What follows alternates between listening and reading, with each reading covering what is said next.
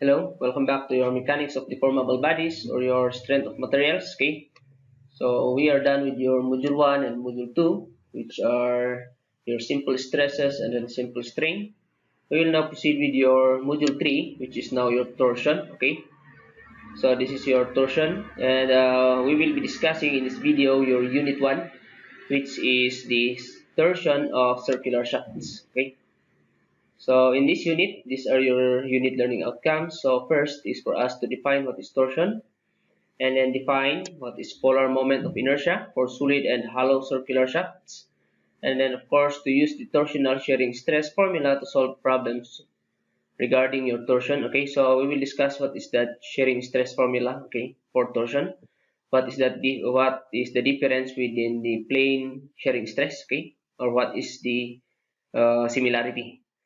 So use the angle of twist formula to solve for the problems regarding torsion. Okay, so that is the fourth unit learning outcome for this topic. Okay, so if you'll try to look at the figure, this is now actually representing a torsion. So, okay, consider a bar rigidly clamped at one end and twisted at the other end by a torque. Okay, torsion, we call that one. That is the torsion is the application of a torque. Okay, and if we say torque, that is a twisting moment. Of course, you know what is a moment. That is a force multiplied to a certain distance. Okay, and then if that moment will cause a certain material to twist, to twist, then that is now a twisting moment, and that is now what we call as a torque.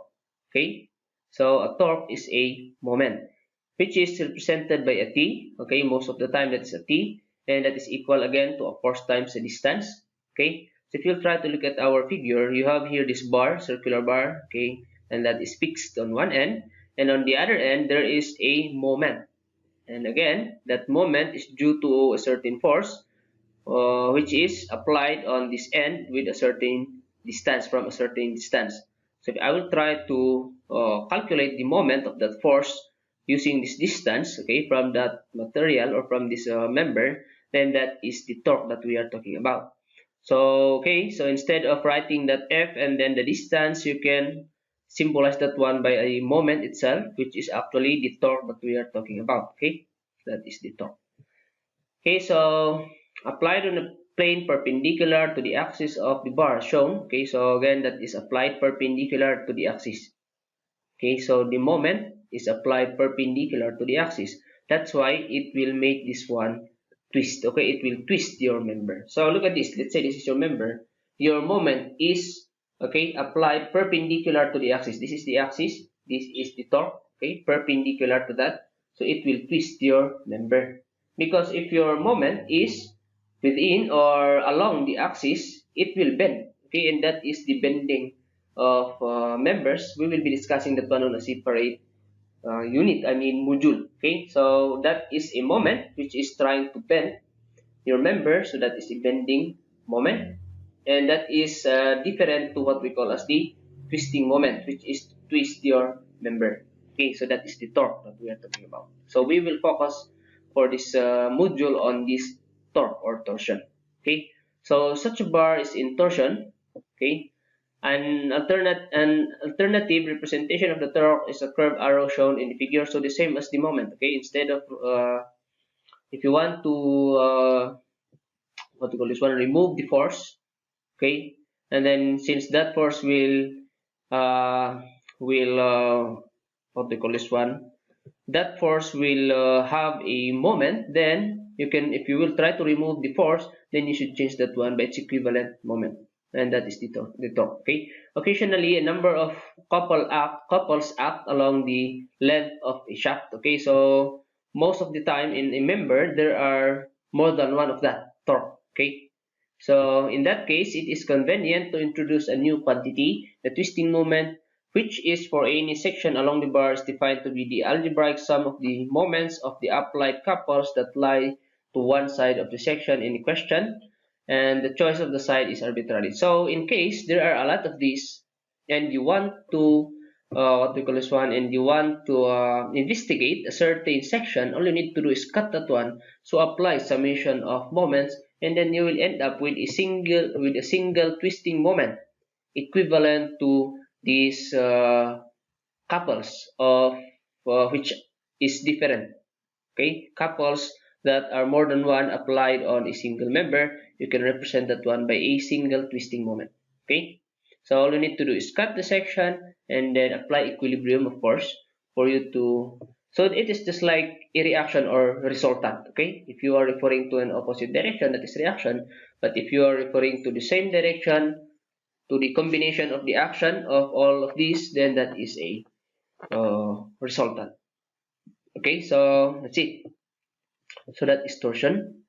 So what else? Such problem arise in shafts transmitting heavy torques in eccentrically loaded beams, in aircraft wings and fuselage and many other instances. These problems are very complex in general, and it is in this elementary stage we can go no further than studying uniform torsion of circular shaft, thin-walled tubes, and thin-walled open sections. So torsion is our introduction to the problems of variable stresses. Okay, so torsion is actually a very complicated topic. Okay, this is a very wide topic, which is actually but covering a lot of field of specialization. Okay, we can most of the time this is being discussed on mechanical. Okay, mechanical engineering, but we also need this one in civil engineering. Okay, so we are going in our profession, civil engineering, we are going to use that one to analyze a certain member. For example, a beam. If the beam is loaded by a moment, then there will be, which is parallel or perpendicular to the axis of the member, then that will twist your member. So we need to consider torsion. So in mechanical, okay, mechanical engineering, these are common because we are referring here to shafts. So let's say this is a shaft. Okay, to transmit a torque here on the other side of the machine. Let's say that is a machine, that shaft is a part of the machine.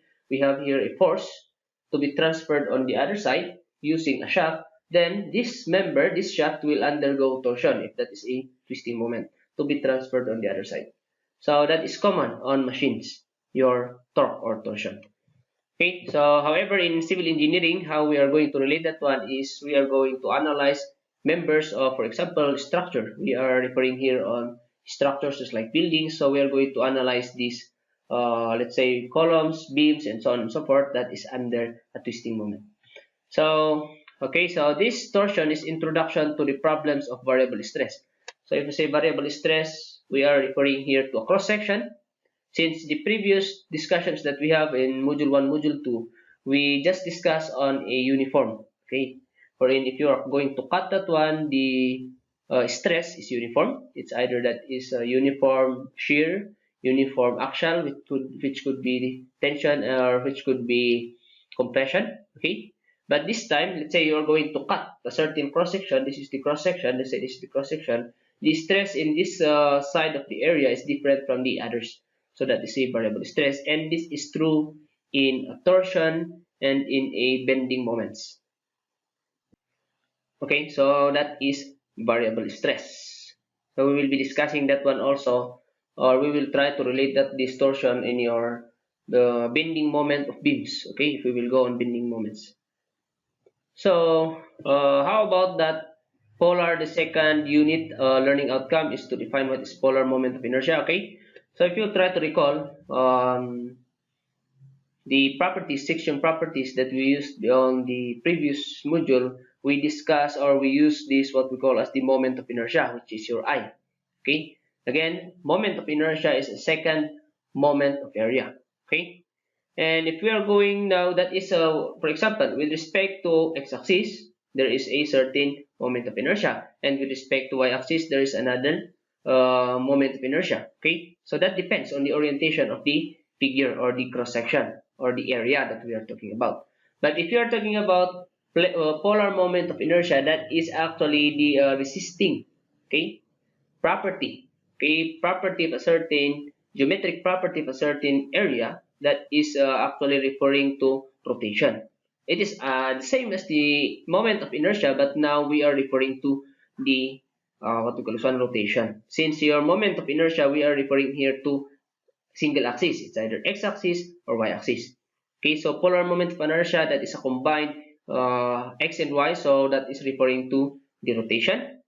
So that we symbolize that one by J. Okay, we symbolize that one by J, polar moment of inertia. And actually, if you already know what is the moment of inertia with respect to x-axis and moment of inertia with respect to y-axis, all you need to do is add that one. That is your polar moment of inertia. Okay, but actually, since most of the time we are not using this I and J at the same time, so we are solving this one separately. Okay, maybe we only need J, so we will just be solving J instead of solving for I. So for us to have an easier solution, we are going to derive, or most of those are derived. Okay, the J formulas are derived for you already available instead of passing through Ix and Iy. Okay, but in case you forgot certain formula of J, all you need to do, if you still recall your Ix and Iy, solve for the Ix, Iy, and then sum this one or summate this one. That will be your polar moment of inertia. Okay, so if you try to recall your Ix and Iy of a circle, if we are talking about a solid circular shaft, okay, a solid circular, it means that the member is a solid which is in circular shape. Okay, so if you try to recall the Ix and Iy of a circle, Ix and Iy of a circle, even if you rotate that one to x and y, the I of a circle is the same. So all you need to do is multiply the I of a circle into 2, that is the j. Okay, so you can go checking that one. But okay, I will just present you here directly the j formulas. Okay, so j for a circle is pi over 32d raised to 4. Of course, if you can express this one in terms of radius, but of course the denominator there will change. Okay, so all you need to do is change the d as 2 times r, since diameter is twice r, so you can do that one and then of course change your constant here. So it depends, but most of the time in our examples and in our problems we are using here the diameter, so I presented you the diameter formula. So you can just change that one. It is just a matter of slight playing around with the formula. Okay, so d is the diameter of the shaft. And however, if that is now a shaft that is hollow, if we say hollow, it is not a solid. So there's a space inside that is still circular. All you need to do is subtract, okay? The j of the entire figure, subtract the space. So we will now be having there two diameters, the outer, okay, and the inner. The inner represents the space. So all I need to do is actually a j of a solid or the outer minus the j of the inner, which actually pi over 32 is a constant that could be factored out. So what you can see here is the diameter 4 of the outer minus diameter 4 of the inner. Okay, so that is just a matter of simple derivation. So in case again you forgot about this hollow, okay, j for hollow circular shaft, all you need to do is subtract the whole minus the space. Okay, j of the whole minus j of the space. So that is your polar moment of inertia. Okay, so you can derive also square and rectangles. We will discuss that one later on if we will be needing it. But in case, then all you need to do again is add ix, iy. Okay, so that is your polar moment of inertia. Let's go to torsional shearing stress. What is the difference of the shearing stress with the torsional shearing stress with the simple shearing stress, or how is that related? Okay, so look at the figure. Okay, this is a certain member. If I am going to apply a torque there on both ends, so that will be twisted. Let's say that I will consider this line of action. Okay, I will consider this. Let's say this is a fiber of that material. If I am going to apply a torque there, then that will twist. So this will be the deformation of that. Okay, this is the side view, and then this is the front view. Okay, or the cross section view. So originally that fiber here is located at this point here. Okay, but since there is a twisting or a rotation happen on the member, then that relative to this point originally here will go there, so that will because of the twisting moment. Okay, so instead of the element n to be here, that will now go there. Okay, so that is what we call as a the cross section, or that is what happens here. So if I will try to apply that on a certain member, okay, and I will consider, we will go later on. We will go later on a certain part of this, but I think that will be on the next slides. So considering, let's say, we will try to consider this cross section. Okay, I want to consider this circular part. Okay, how will that resist? Considering the circular part here, this one. Okay, how will that resist the torque? Okay, of course, the material will resist the torque since that is handling the torque. So let's consider the circular parts. Okay, this consider this as membranes. Membranes, okay, very thin. Okay, there are a lot of that to compose this solid one. Okay, so consider as a very thin circular strip in here. How will that resist the torque? So considering this one, let's say this is the surface of that circular membrane, and we have another surface of the circular membrane on the other side, and we have that below. Okay, so we try to subdivide this one into a very thin membranes. Okay, so how will that resist? So if the member will undergo twisting, okay, so twisting, so this membrane will go twisting, and that will actually resist the twist by means of shearing with the other membranes. Okay, shearing on the top membrane and shearing below with the below membranes. So that is how the member will resist the torque. Okay, by means of shearing. So again, by friction. So that is the same thing. Okay, that is the same thing as the simple shearing. We are referring here to friction resistance. Okay, so we are now talking about shearing stress. But the only difference here with the simple is that your area here is in consideration is now a curved surface. Okay, so torsional shearing stress, that is what happens here in our torsion. So that is still symbolized by tau. Okay, tau is your torsional shearing stress, and then your T there, that is our torque. Your P there, okay, your P or your rho, we call that one P in the simple alphabet, or rho on Greek. Okay, so that P or rho is actually what we call as the distance from the center of the shaft or the rotation, or we call that one the radial distance. Radial because that is a radius of the circle being considered. So that will be variable. Okay, so that is now this is now where I will I will now discuss what we call as variable stress. On a plane stresses, okay, on plane stresses on a certain area, the stress we consider that to be uniform. But in torsion, okay, that is one type of situation wherein the stress on this area are variable. And how is it variable? Okay, your stress tau, see, as you can see, your tau is proportional, directly proportional. It means that the bigger that P, the bigger your tau. Okay, that is how we will recognize your formula. But in case this P is below, that is the other way, that is inversely proportional. So it is important for you to know your proportionality, okay, relationship. So the tau, that shearing stress, is proportional, directly proportional to your P. Okay, so what does that mean? Once you have a bigger P, that will end up a bigger T, given that these other two variables are constant. Okay, so what does that mean? So the farther I will go from the center of rotation, that is the center of our rotation here, the bigger the shearing stress. So in this cross section, in the circular cross section, the maximum shearing stress is actually experienced on the outermost membrane of your circular solid.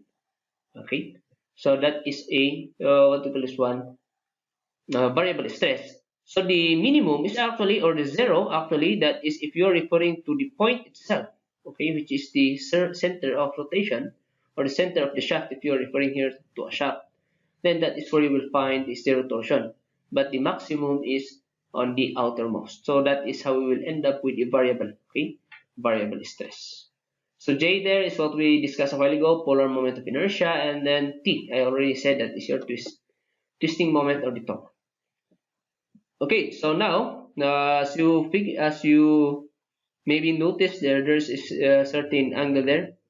How are we going to, in simple stresses, just like axial and then shearing stress, we define the deformation, okay, the displacement or the deformation by means of distance, since the displacement or deformation is actually are distances.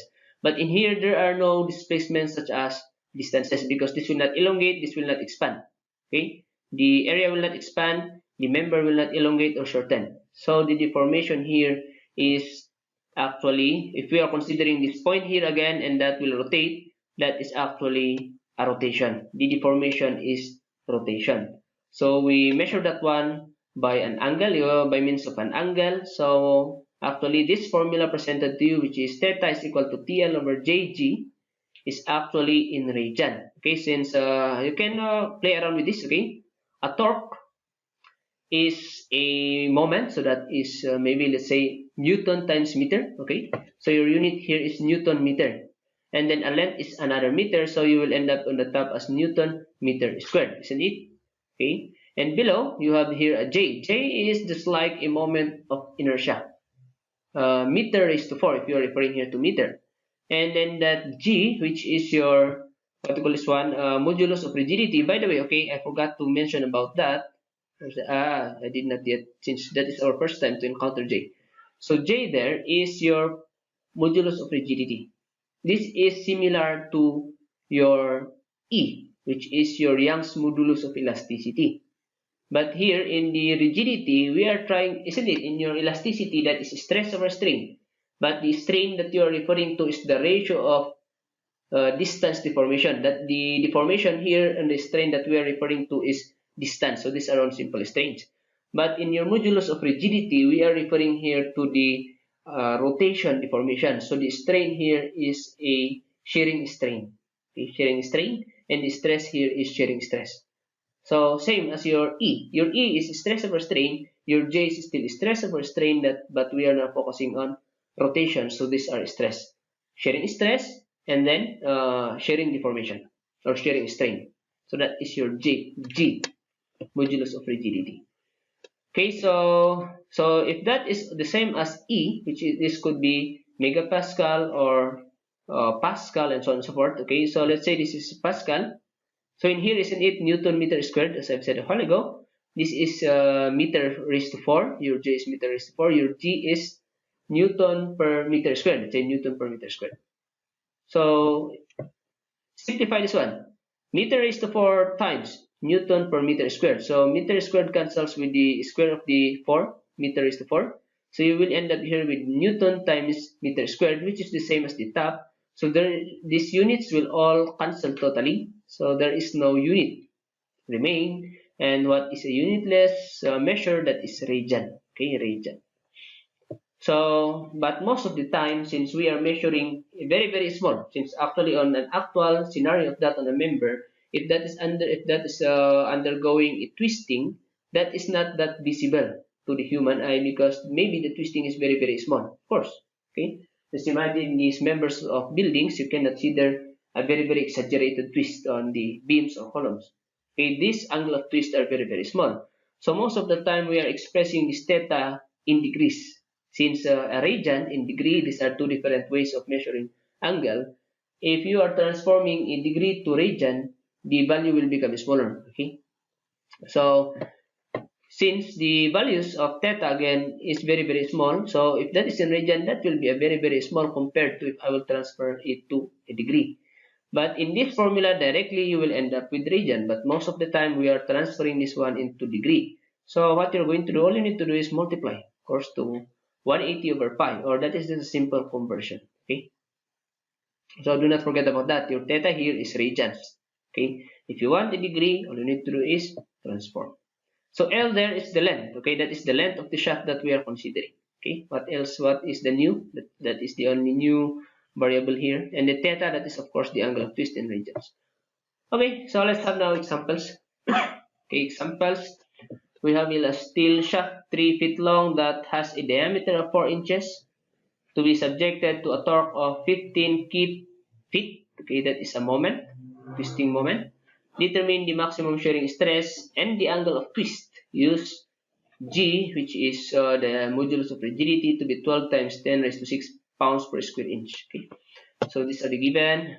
However, your feet, since your G here is P pounds per square inch, so maybe, and the diameter there is inch, so we are referring here actually to small dimensions.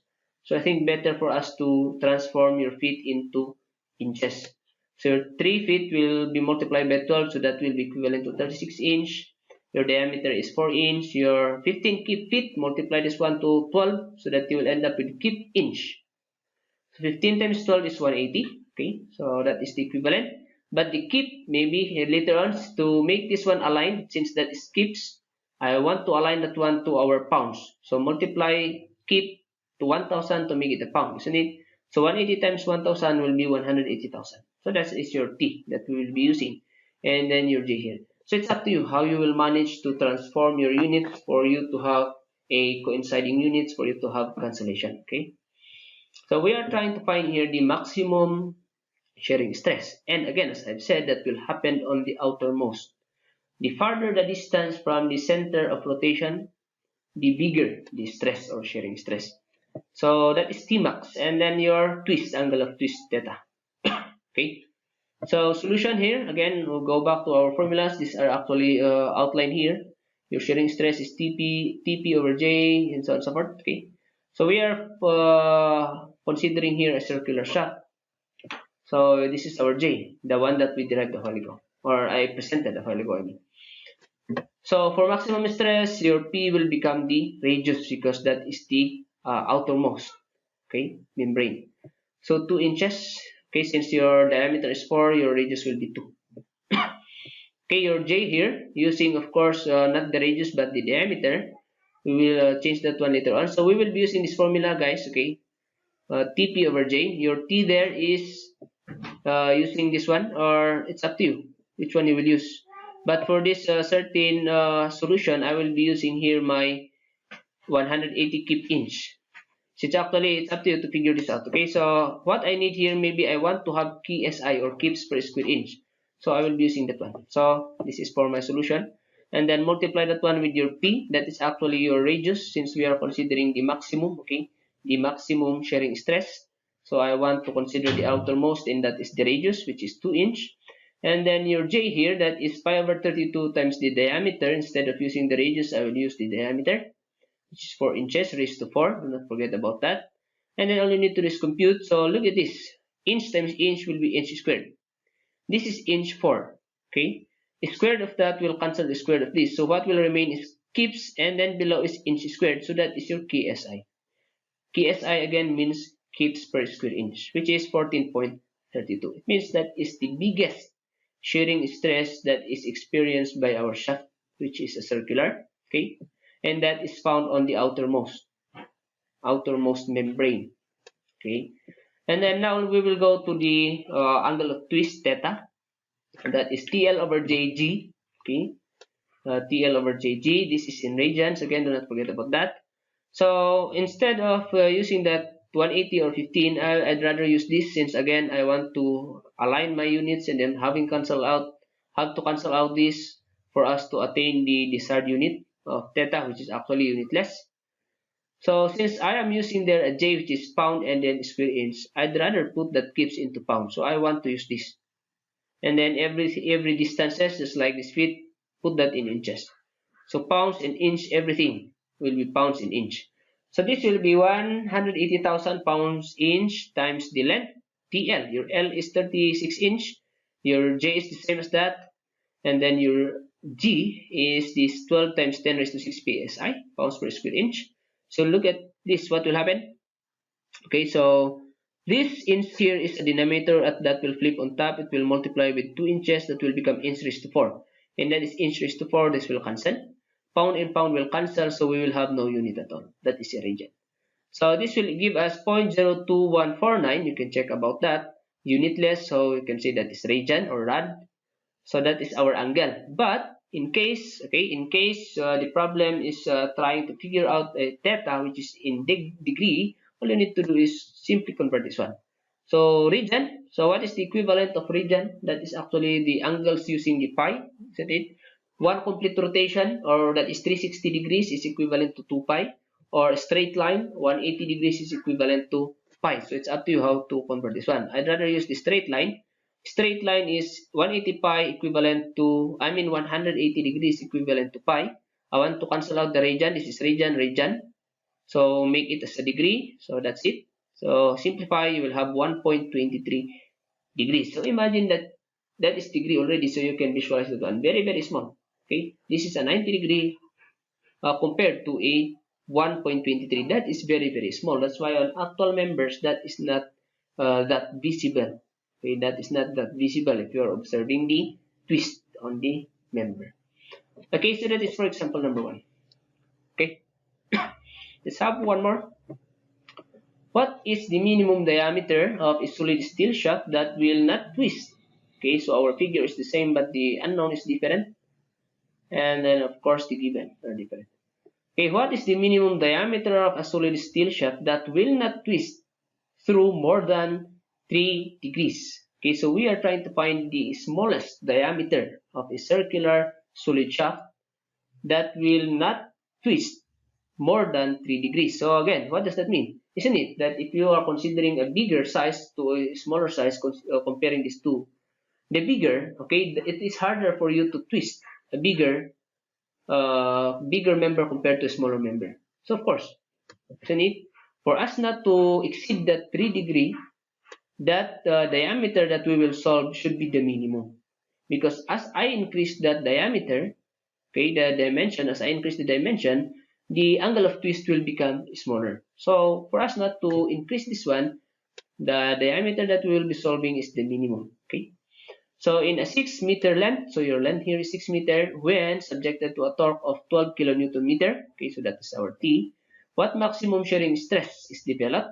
Okay, and then use G to be 83 gigapascal. Okay, so these are the given 6 meter. We have to set, okay, to a maximum twist of 3 degrees, and then the torque is 12 kilonewton meter, and then your G is 83 gigapascal. So your required here is, okay, your required here is the diameter.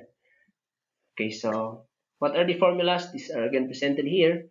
So all we need to do is set first your theta for us to determine, because we cannot solve. Okay, actually there are two unknowns here. I forgot to write it down here. There should be Tmax also, since that is the second unknown, the maximum shearing stress, not just the diameter. Okay, so first, however, but we cannot solve your shear without knowing your dimension, since that P, for us to have the maximum, that should be R, isn't it? For us to know the radius, we need to know the diameter or the dimension. So what will I do? I will first set that one, that theta, in your formula here to 3 degrees, and then solve for whatever we need here. And actually, you can find that dimension in your G, I mean in your J, in your jar, in your polar moment of inertia. Okay, given your T, given your G, given your L, you can solve now your diameter in your polar moment of inertia J. Okay, and then give, since that is given. Okay, so that is what we will be doing. But again, as I've said, this formula that is in radian, so I need to convert this one into radian. 130, instead of having 180 over pi, I will reverse this one since I want to convert that to radians. So degree cancels, this will be in radians. And then again, it's up to you. This is just a slight conversion again for us to align our unit for this to cancel. Okay. So what will I do? What will I do here is for me to make this one in Newton meter. Okay. Since this gigapascal, I want to put that in Pascal. Okay. So Pascal, giga means times 10 raised to 9. Isn't it? Times 10 raised to 9. So to put that one in Pascal times 10 raised to 9, that is now N Newton per meter squared. So that is Pascal. Okay, so I want to put that in Newton meter instead of kilonewton. So times 10 raised to 3 or times 1000. So 12,000, that is your T. L is 6 meter. It's okay to make it meter since everything is in meter. So what I expect here is I will be solving a diameter of meter. But if you put your distances into millimeter, then you will end up here with a unit, which is millimeter. Okay, so it's up to you. So this is what I did, and then cross multiply. Just all you need to do is interchange. This will go here since that is the unknown. This will be cross multiply below. It will be interchanged pi over 32, and that will be going here. And then this is that one, and then this will be going down. All you need to do, look at this cancellation. Okay, meter squared, and then meter. Isn't it? Look at this.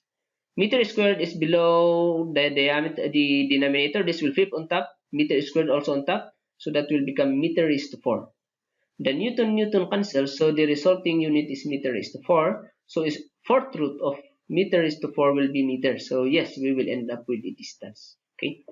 So playing around for the fourth root, you will end up with 0.11398. Okay. However, it is better for us to convert this one into millimeters since we are referring to small distances. So convert that one in millimeters times 1000 will be 113.98 millimeters. So that should be our minimum diameter. Once we go lower than this, what does that mean? The twist will be more than 3 degrees. Okay, you can try and check that one. Consider, let's say, I want to make this one 120. Compute for your angle of twist, that will be surely greater than 3 degrees. Okay. Now, since we already know the minimum dimension, then using that minimum dimension, we can figure out the maximum stress under that dimension. So sharing stress, your T max, but your P will become radius. So your J is the same. So I'd rather make this one, okay. For me, I will make this one as, it's up to you again. It's up to you how you play, but I'd rather, if in my solution, I made that one as Pascal. So to make this Pascal, all you need to do is multiply by 1000. Okay. But actually, I do not need that one. What I need is, where's that? Sorry. TP. Okay, so T. Actually, that is the T, not the J. T. So instead of that, okay, forget about what I've said. Focus on the T. For me to end up with a megapascal, since most of the time, as I've said, we are expressing stress on megapascal. So I want to put that in megapascal. So I will target a unit of Newton and millimeter because a megapascal is Newton per millimeter squared, or that is mega Newton per meter squared if you're using meter. But I'd rather use Newton and millimeter. Okay, so everything should be in Newton and millimeter. Okay, multiply this one by 1000 to make it Newton and another 1000 to make it millimeter. So you will end up there with the same as 12 times 10 raised to 6. Okay, or that is 12 million. And then what I need here is the radius, which is actually this is the diameter divided by 2. That is millimeter. Use the millimeter. That is your radius. And then pi over 32 diameter, I will use the entire diameter is 4. Calculate it and look at this. Meter squared is on top and you have the meter 4 below. Meter squared will cancel. You will end up with meter squared below. Newton per meter squared is megapascal. Okay, so you need to align for you to target your desired unit.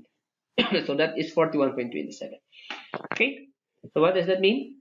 Under this torque, okay, and that dimension of that solid shaft, which is 113.98 diameter, you will end up with a maximum stress of 41.27 megapascal and the angle of twist is 3 degrees. Okay, so that is for our problem number 2. Let's have one more before we will conclude this unit. Okay, so a shaft with a constant diameter of 2 inches is loaded as shown by the torque applied to gears fastened to it. Okay, so this is the shaft and there are multiple, what to call this one, gears. These are gears. So since there are different gears, maybe this shaft is a part of a machine. Okay, so we are talking here of gears. There are more than one gears attached and each gear is handling a torque which is to be handled by this member shaft. Okay, so if the G is this 12 times 10 raised to 6 psi, compute the degrees. Compute in degrees. So there is a certain unit desired. The relative angle of twist between gears A and D relative to D. Okay, so if we say relative, we are considering, since if you try to look at this, there is an angle of twist in this member AB, another different within BC, different with CD. But in the problem, we are referring to the entire from A to D, which is we will consider this as our fixed point. Okay, and this is our reference point D. Okay, so that is the relative angle of twist. Because since again, if there are no multiple torque, then that is simple angle of twist. But since there are multiple, it means this has a different angle of twist to this and that. But if I will consider the entire as a combination of all the torques, then that is a relative. Okay, relative angle of twist. So consider from A to D and consider this our fixed point. Okay, our reference point. So these are the distances, feet in inches. Okay, you have the equivalent in inches, and these are your torques in different directions. Okay, so This for our solution, the total angular deformation is the algebraic sum of the deformation in each segment, as I've said. Okay, you can consider if you want to look at this. If I want to cut this one, I want to consider this AB only. It is not only that this AB will undergo 500 and 900, and actually that is wrong. If I am saying that that will only undergo 500 clockwise and 900 counterclockwise, that will not be equilibrium. So the entire system will rotate. Okay, so that is wrong, and actually that is actually very very wrong also, since this is connected to all of that. So whatever is applied in here will be experienced by this member. So what I need to do is, if I am considering AB only, all I need to do is cut and then apply equilibrium and then get for the resultant or for the reaction. Okay, so again, that is my discussion a while ago. If there are multiple torques, then convert this one into a single twisting moment that will represent the effect of all of these different torques. So the total angular deformation is algebraic sum of the deformation in each segment. So as I've said, since we are considering from A to D, so the entire torque will be considered. So even these are different angle of twist, that will be considered as one. Okay, so all we need to do is pass a section through each system and apply conditions of equilibrium to free body diagram between the sections, and one end say D. Okay, so again, D is our reference point. So again, that is what happens here. The angle of twist experienced in this one to be added by the angle of twist to be added by the angle of twist for us to consider the entire A to D. Okay, so that's it. So your theta from A to D, okay, reference your D as your reference, summation of your twist in your AB. So your formula is still TL over JG, but we are summating these different members. Angle of twist in your BC, angle of twist in your CD. All I need to do is summate, that is the entire angle of twist for A to D. Okay. Since the shaft is a constant diameter, okay, there is none specified here to be different diameters. We can say this is single diameter, which is 2 inches. And then, so therefore your J here is the same from A, B, C, D, okay, which is pi over 32, and then your D is 2 inches raised to 4. And then since the shaft is composed of only one material, it did not specify also that this A, B, C, and CD are different materials. So we will assume that this is a single, and actually that is the scenario, should be, okay, unless in this part we need a stronger, so for us to use a different material, okay, but no, so we will be using a single material. Therefore your J modulus of rigidity that contains the property of a single material is the same all throughout. Okay, now all you need to do is find in our formula. Okay, so you know that your J is the same, you know that your G is the same. All you need to do, since there are lengths, all we need to do is input that one, but we need to know the corresponding torque for each member. Again, as I've said, you cannot say that that is 500 for AB. You cannot say that that is 900 for BC. We need to satisfy the equilibrium. Okay, so that is what we will be doing for this next step. So cut in your AB. Again, since our reference point is D, so this will be our last point. So I will cut. Okay, consider this part. That should be the same if I will cut here and consider the other part. Okay, that is equilibrium, property of equilibrium. It should be the same if I will consider the left side or right side, but I'd rather use the right side since I am referencing D. So cut, summation. So it's up to you actually. You can, if you are summating, you can actually assume any direction, and then later on if the answer is negative, all you need to do is reverse the direction. Okay, that is from statics. But since I can actually figure out the counterclockwise are 900 and 600 is 15, and the clockwise is what to call this one, 1000 only. So my reaction here is clockwise. So to make that one equilibrium, okay, I will consider this to be clockwise to help that 1000. Okay, so it means that the only remaining there for us to equal this 15 is 500. So actually that is TAB, but by algebraic solution, clockwise, since that's my assumption, let's say clockwise is positive, TAB is positive, 1000 is positive, 900 is negative, 600 is negative. This will go on the other side, it will end up positive 500, which is TAB. Again, since I tried to figure out the correct direction, that's my assumption. Therefore, I ended up positive. But in case you just assume any direction and you end up there negative, it's okay. But that means that your actual direction is the opposite. Okay, so again, that is statics. So this is clockwise, 500 pound-feet, but maybe I need later on to put that in pound-inches. So multiply this by 12, this is 6,000. Same thing happens your CD and DC. So CD, 1000 clockwise, 600 only for counter. So maybe I will help this by counter. So negative TVC, positive 1000 negative. Transfer this to the other side. So 1000 minus 600 is 400 counterclockwise. Okay, do not forget counterclockwise. Since we will summate that one later on, the effect of your torques in your theta, so you need to know the direction since there will be an effect.